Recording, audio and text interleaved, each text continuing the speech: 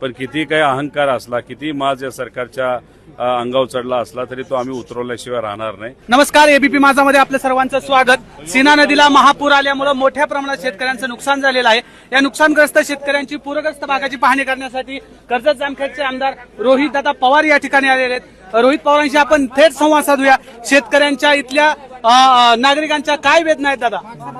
म्हाडा या तालुक्यामध्ये आता आम्ही आलेलो आहोत. याच्या आधी 6 जिल्हे हे केलेले आहेत. अभिजित आबा इथं आमदार आहेत. त्यांचं कार्य लोकांकडनं जे आम्हाला कळलं खूप चांगलं आहे. गेले 15 दिवस ते लोकात होते, खासदार साहेब सुद्धा होते. पण या 6 जिल्ह्यामध्ये गेल्यानंतर लोकांच्या अडचणी खूप मोठ्या आहेत हे जाण होते.